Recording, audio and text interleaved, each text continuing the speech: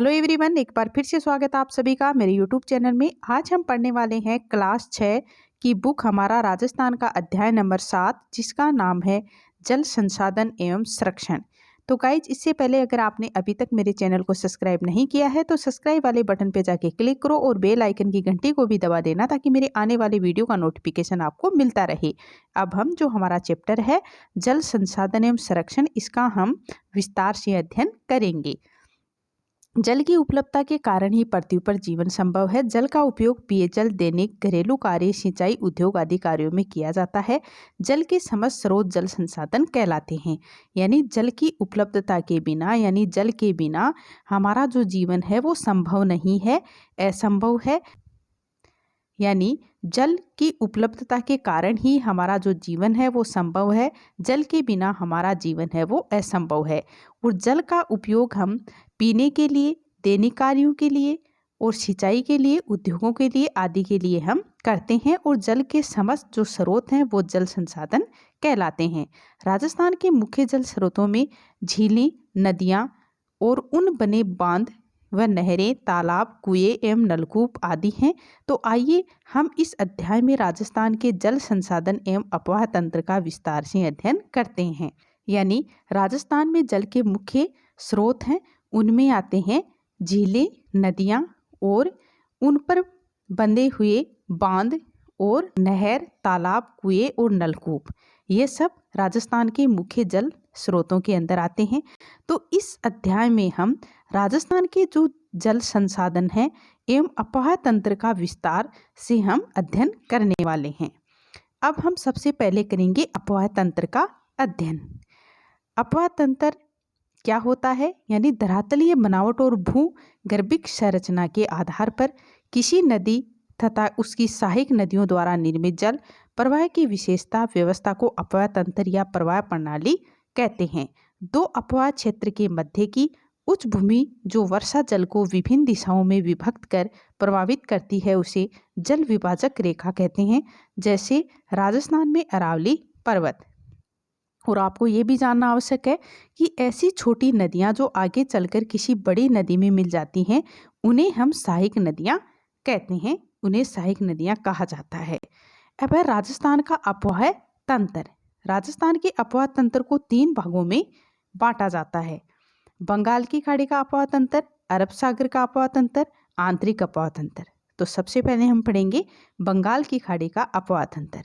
अरावली पर्वत से पूर्वी भाग में बहने वाली बनास, काली सिंधी, पार्वती आदि नदियां चंबल में प्रवाहित होकर यमुना नदी में मिल जाती हैं तथा ये यमुना नदी गंगा नदी में एवं अंत में गंगा नदी का जल बंगाल की खाड़ी में मिल जाता है। अतः इन नदियों को बंगाल की खाड़ी का अपवाह तंत्र कहते हैं। अब है अरब सागर का अपवाह तंत्र। अरावली पर्वत से पश्चिमी भाग में बहकर अपना जल अरब सागर में ले जाने वाली माही, लूनी, साबरमती, पश्चिमी बनास एवं उसकी सहायक नदियों को अरब सागर का अपवाह तंत्र कहते हैं। अब आंतरिक अपवाह तंत्र, तो ऐसी नदी जो किसी समुद्र तक ना पहुंचकर स्थल भाग में ही विलुप्त हो जाती है। यानी जो नदी समुद्र तक ना पहुंचकर, यानी किसी भी समुद्र तक ना पहुंच करके स्थल भाग में ही विलुप्त हो जाती है, समाप्त हो जाती है, या किसी झील में मिल जाए, तो उसे आंतरिक या भूमिगत अपवाह तंत्र वाली नदी कहते हैं। राजस्थान में बहने वाली गंगर, बाणगंगा, कांतली, साबी, रूपारेल, मेढा आदि नदियां आंतरिक अपवाह तंत्र के उदाहरण हैं। अब राजस्थान की प्रमुख नदियां। तो अब हम राजस्थान की प्रमुख नदियां हैं, उनका हम अध्ययन करेंगे। तो सबसे पहले है चंबल। इस नदी का उद्गम स्थल मध्य प्रदेश में विंध्याचल पर्वत है। ये राजस्थान की सबसे लंबी एवं एकमात्र वर्ष भर बहने वाली नदी है। राजस्थान में ये नदी चित्तौड़गढ़ जिले में भैंसरोडगढ़ से प्रवेश कर कोटा, बूंदी, सवाई माधोपुर, करौली, धौलपुर जिलों में बहने के बाद उत्तर प्रदेश में यमुना नदी में मिल जाती है। और इसकी प्रमुख सहायक नदियां बनास, बेड़ज, कोठारी, काली सिंधी, पार्वती आदि हैं। राजस्थान का औद्योगिक नगर कोटा इस नदी के किनारे स्थित है। अब है बनास। बनास नदी है वो राजसमंद जिले में खमनोर की पहाड़ियों में जन्म लेती है और ये राजसमंद, चित्तौड़गढ़, भीलवाड़ा, टोंक जिलों में बहकर सवाई माधोपुर में रामेश्वर के निकट चंबल नदी में मिल जाती है। ये एक मौसमी नदी है, पूर्णतः राजस्थान में बहने वाली ये सबसे लंबी नदी है। और इसकी लंबाई लगभग 480 किलोमीटर है। टोंक एवं श्रीमाधोपुर नगर बनास नदी के किनारे पर स्थित है। बनास की प्रमुख सहायक नदियाँ मेनाल, कोठारी, बेड़ज, खारी आदि हैं। यानी जो बनास नदी है वो राजसमंद जिले में खमनोर की पहाड़ियों में जन्म लेती है और इसकी जो लंबाई है वो लगभग 480 किलोमीटर है। अब है लूनी नदी। तो अजमेर जिले में गोविंदगढ़ के निकट सरस्वती व सागरमती नामक दो धाराओं के मिलने से इस नदी का उद्गम होता है। अजमेर, नागौर, पाली, जोधपुर, बाड़मेर, जालौर जिलों में बहने की बात यह है नदी कच्छ की खाड़ी में मिल जाती है। बाड़मेर जिले के बालोतरा तक इस नदी का जल मीठा होता है। इसके बाद जल खारा हो जाता है और इसकी सहायक नदियों में जोजरी, मांडी, जवाई, मीठड़ी, खारी, सकुड़ी, सागी, गुहिया आदि हैं। यानी जो लूनी नदी है वो अजमेर जिले में गोविंदगढ़ के निकट सरस्वती और सागरमती नामक दो धाराओं के मिलने से इसका जो उद्गम है वो होता है। और अब है माही नदी। तो माही नदी है वो मध्य प्रदेश में विंध्याचल पर्वत इस नदी का उद्गम स्थल है और ये नदी राजस्थान में बांसवाड़ा व प्रतापगढ़ जिले में बहने के बाद खंभात के खाड़ी में मिलती है और इसकी प्रमुख सहायक नदियाँ सोम और जाखम है। बाणगंगा, इस नदी का उद्गम जयपुर जिले में अरावली की बेराट पहाड़ी से होता है और इस नदी का पानी भरतपुर में घना पक्षी विहार राष्ट्रीय उद्यान में नम भूमि का निर्माण करता है और इसे अर्जुन की गंगा भी कहा जाता है। यानी जो बाणगंगा है इसको अर्जुन की गंगा भी कहा जाता है। अब है घंघर नदी। इस अंतः प्रवाही नदी का उद्गम हिमाचल प्रदेश में हिमालय पर्वत की शिवालिक श्रेणी से होता है। उत्तरी राजस्थान से यह नदी हनुमानगढ़ में प्रवेश कर श्रीगंगानगर में भूमिगत हो जाती है। इस नदी को प्राचीन सरस्वती नदी का अवशेष अथवा सहायक नदी भी माना जाता है। अब ये जो मैप दे रखा है उचावच एवं अपोहा तंत्र, तो इसमें कौन सी नदी कहाँ पर स्थित है तो ये इस मैप के द्वारा समझाया गया है। तो आप इस मैप को देखकर ये समझ सकते हो कि कौन सी नदी कहाँ पर स्थित है और इसकी समुद्र तल से ऊंचाई है वो कितनी मीटर है। ये सब कुछ आप इस मैप के माध्यम से जान सकते हो। अब राजस्थान की प्रमुख नदी घाटी परियोजनाएं। नदियों पर बांध बनाने से जल विद्युत उत्पादन, सिंचाई, पेयजल, वृक्षारोपण, भूमिगत जल स्तर में वृद्धि, बाढ़ नियंत्रण, मृदा अपरदन और पर्यटन आदि कई प्रकार के उद्देश्य पूरे होते हैं। यानी नदियों पर बांध बनाने से जल विद्युत उत्पादन में, सिंचाई में, पेयजल में, वृक्षारोपण में, भूमिगत जल स्तर में वृद्धि करने में, बाढ़ को नियंत्रण करने में, मृदा अपरदन और पर्यटक आदि कई प्रकार के उद्देश्यों से ये पूरे होते हैं। तो इन्हीं कारणों से इन्हें बहुउद्देशीय परियोजना भी कहा जाता है। भारत के प्रथम प्रधानमंत्री पंडित जवाहरलाल नेहरू ने इन नदी घाटी परियोजनाओं के महत्व को देखते हुए इन्हें आधुनिक भारत के मंदिर कहा है। राजस्थान में चंबल परियोजना, माही सागर परियोजना, बिसलपुर परियोजना, सरदार सरोवर परियोजना प्रमुख नदी घाटी परियोजनाएं हैं। अब है चंबल परियोजना। तो ये परियोजना राजस्थान और मध्य प्रदेश राज्यों की संयुक्त परियोजना है और इस परियोजना के अंतर्गत कुल 4 बांध बनाए गए हैं। इनमें से गांधी सागर बांध मध्य प्रदेश के मंदसौर जिले में स्थित है। राजस्थान में चित्तौड़गढ़ जिले में राणा प्रताप सागर बांध एवं कोटा जिले में ज्वार सागर व कोटा बैराज बांध है। तो इस परियोजना से दोनों राज्यों को जल विद्युत एवं सिंचाई की सुविधाएं मिलती है। यानी आप चित्र संख्या 7.1 में देख सकते हो राणा प्रताप सागर बांध जो इस तरह से दिखाई देता है और चित्र संख्या 7.2 में माही बजाज सागर बांध है जो इस तरह से बना हुआ है। माही बजाज सागर बांध परियोजना बांसवाड़ा में माही नदी पर यह परियोजना स्थित है और ये राजस्थान और गुजरात राज्य की सम्मिलित परियोजना है। इससे दोनों राज्यों में सिंचाई व जल विद्युत और पेयजल की सुविधाएं हैं वो उपलब्ध हो रही हैं। अब है बिसलपुर परियोजना। राजस्थान के टोंक जिले के टोडराज सिंह नगर के पास बिसलपुर गांव में बनास नदी पर सिंचाई और पेयजल के उद्देश्य से इस परियोजना का निर्माण किया गया है और इस परियोजना से राज्य के जयपुर, अजमेर, टोंक सहित कई अन्य क्षेत्रों को पेयजल आपूर्ति की जाती है। अब है सरदार सरोवर परियोजना। गुजरात, मध्य प्रदेश, महाराष्ट्र और राजस्थान राज्यों की इस संयुक्त परियोजना का निर्माण गुजरात में नर्मदा नदी पर किया जाता है और इस परियोजना से राजस्थान के दक्षिण पश्चिम में नहर द्वारा बाड़मेर व जालौर जिले में सिंचाई एवं पेयजल सुविधा उपलब्ध है वो कराई जाती है। इनके अतिरिक्त राज्य में पाली जिले में जवाई नदी व जवाई परियोजना, डूंगरपुर जिले में सोम नदी पर सोम कमला अम्बा परियोजना, उदयपुर में मानसी वाकल, प्रतापगढ़ जिले में जाखम नदी पर जाखम परियोजना भी है। जल संरक्षण के आधुनिक तरीकों में बांध बनाना सबसे प्रमुख है। आओ अभ्यास करें। नदी पर बने बांधों से होने वाले लाभों की सूची बनाएं। क्या आपके जिले में कोई नदी घाटी परियोजना है? यदि हाँ, तो उससे संबंधित जानकारी है वो एकत्रित कीजिए। राजस्थान में प्रमुख झीलें और जल संचयन। राजस्थान के लगभग हर क्षेत्र में पारंपरिक जल स्रोत जैसे कुएं, बावड़ियां, जोहोड़, टांके, खड़ीन आदि है वो पाए जाते हैं।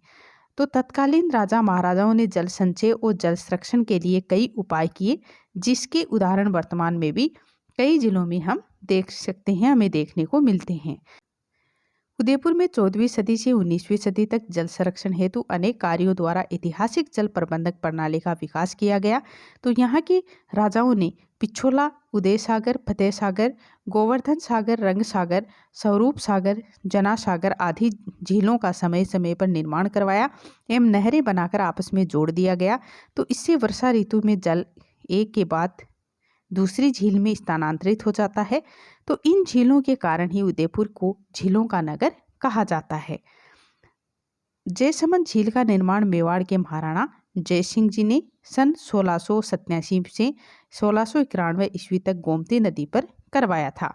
यानी जो जयसमंद झील है उसका निर्माण मेवाड़ के महाराणा जयसिंह ने करवाया था। 1687 से 1691 तक गोमती नदी पर करवाया था। और ये विश्व के मीठे पानी की सबसे बड़ी मानव निर्मित झील मानी जाती है। अजमेर में स्थित पुष्कर एवं धार्मिक महत्व की प्राकृतिक झील है। अन्ना सागर भी अजमेर की एक प्रसिद्ध झील है। सिरोही के माउंट आबू में स्थित नक्की झील राज्य में सर्वाधिक सिंचाई पर स्थित प्राकृतिक राज्य एवं राजसमंद जिले में स्थित राजसमंद झील भी प्रसिद्ध है, जिसके उत्तरी भाग में नौ चौकी भी कहा जाता है।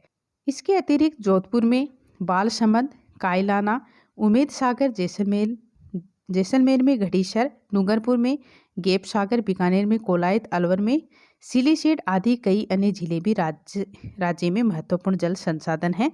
राज्य में मीठे पानी की झीलों के अतिरिक्त जयपुर, अजमेर, नागौर एवं मध्य सांबर झील, बाड़मेर में पंचपदरा, नागौर में डीडवाना, बीकानेर में लोणकरसर, जैसलमेर में पोखरण, जोधपुर में फलोदी आदि है वो खारे पानी की भी झीलें हैं।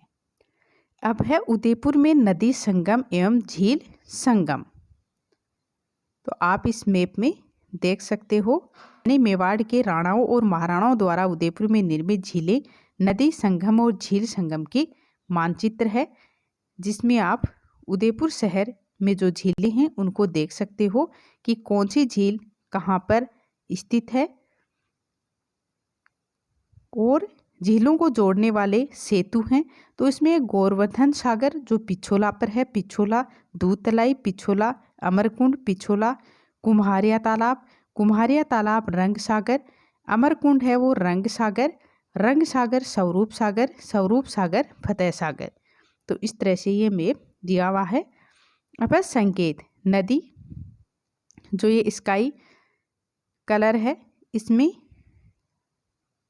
नदियां हैं, और झील जो इस तरह से जो ये चित्र बना हुआ है इसमें झील हैं, और नदी जो ये ग्रीन कलर आपको दिखाई दे रहा है तो यहाँ पर ये नदियां हैं, और जो येलो कलर है इसको झीलों को जोड़ने वाले सेतु बने हुए हैं। यानी जो आपको येलो कलर दिखाई दे रही हैं नदियों को जोड़ने वाले सेतु बने हुए हैं। अब है सोमाची रेखा। तो आपको जो ये रेखा इस तरह से बनी हुई है, जो चित्र दिखाई दे रहा है, तो ये है सोमोची रेखा। अभ्यास करें। राजस्थान के रूपरेखा मानचित्र में राजस्थान की प्रमुख नदियों को दर्शाइए।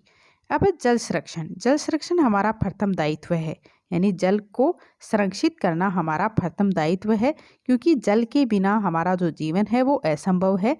जल संरक्षण के लिए प्रत्येक नागरिक को प्रशासन का सहयोग करना चाहिए। इसके लिए आवश्यक है कि हमें जलाशयों में घरेलू और औद्योगिक अपशिष्ट नहीं डालना चाहिए। पेयजल स्रोतों के निकट स्नान आदि नहीं करना चाहिए। इसके साथ साथ जल संचय, जनसंख्या नियंत्रण, सिंचाई की उन्नति विधियों के प्रयोग, वृक्षारोपण में वृद्धि, भूमिगत जल का विवेकपूर्ण उपयोग और जल का पुनः उपयोग आदि प्रयत्नों से जल का संरक्षण किया जाना अति आवश्यक है। अधिक वर्षा वाले क्षेत्रों से जल को नहरों के द्वारा कम वर्षा वाले क्षेत्रों में पहुंचाकर जनजीवन और उद्योगों के लिए अनुकूल परिस्थितियां सरकार द्वारा उपलब्ध है वो करवाई जा रही हैं।